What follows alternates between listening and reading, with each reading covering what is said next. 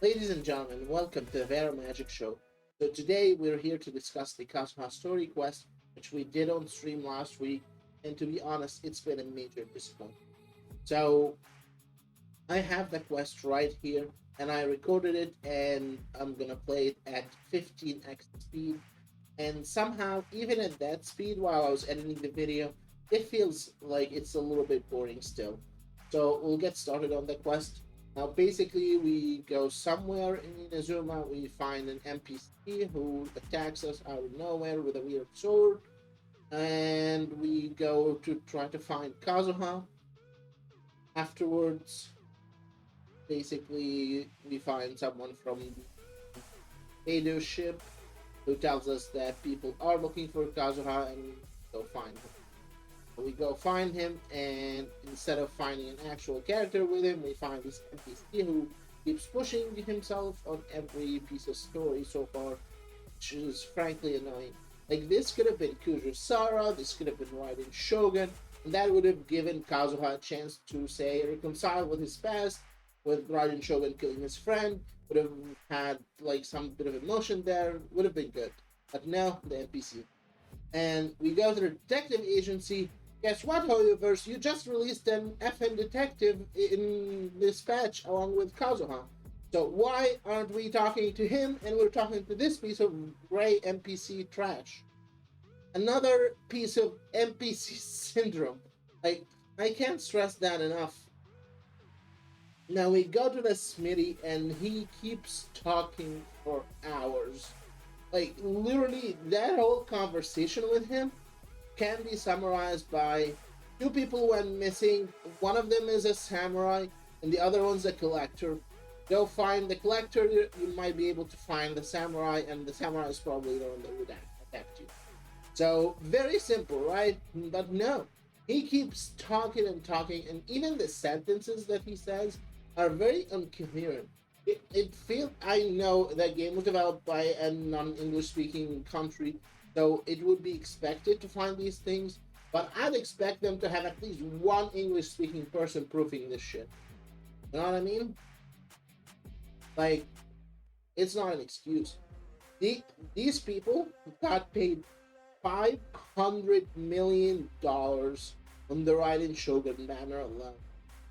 So they can't afford to hire one English speaking person to proof the conversations?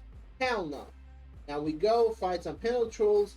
We find out that the collector might be dead, and the samurai is probably the one who attacked us. We get the confirmation. We go chasing down the person on an island, and then it turns out that the sword is possessing that person. Now we're negotiating with the sword basically, and it's going like on full rage mode.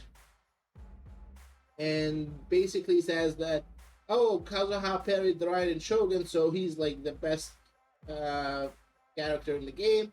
So I want to possess Kazuha and go fight the Raiden Shogun. Well, guess what, buddy? Kazuha may have parried one hit of the Raiden Shogun. Meanwhile, we have Traveler over here who actually beat the Raiden Shogun not once but twice back to back on the Archon quest and in her story quest, the second one.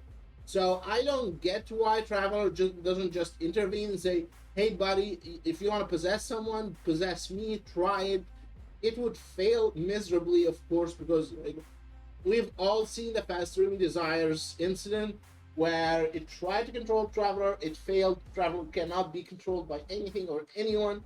So now Kazuha takes over the sword, and honestly, they have Kazuha on an attack crit build, which is disgusting. Like, honestly, the build is so bad, I was crying when I was playing.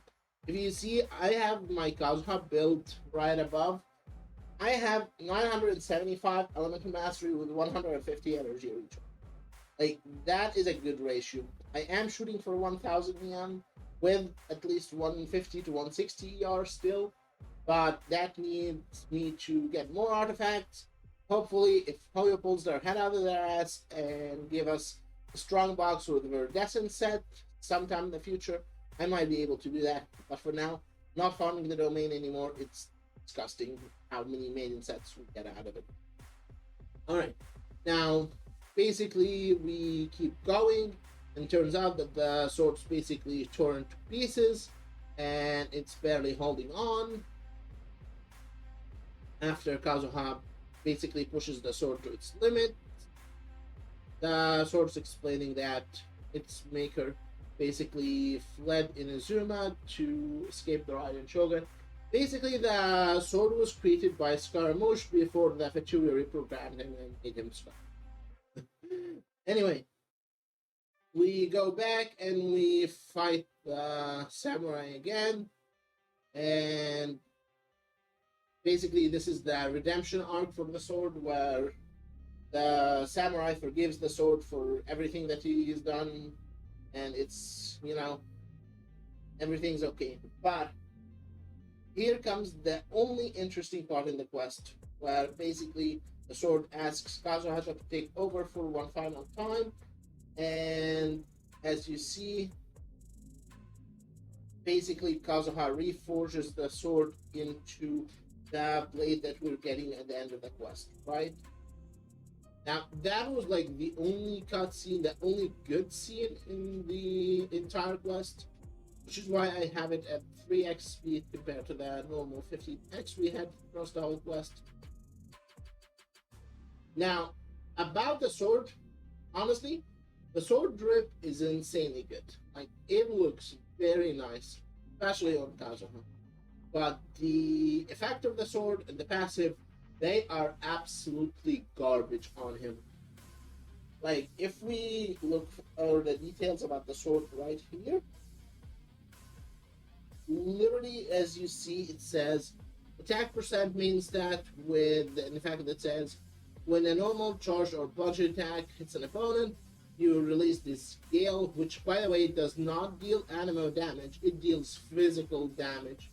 So you're not swirling anything with it, it's just 180% of attack as physical damage, that's it. And then on top of that, you gain 18% attack, which doesn't matter on Kazuha unless you actually have him on like an ADC build, which no one in their right mind would do. Like, they could have gave us a billet and made this sword a craftable, and it would have been okay. And we would have used the billet and get an actual Iron Sting, which is good on Kazuha if you don't use Sacrificial or Favonius.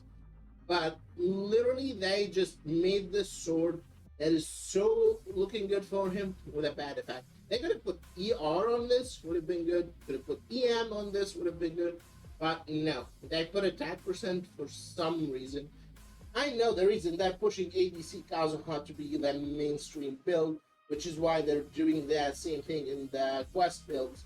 But no way they think that's the optimal build.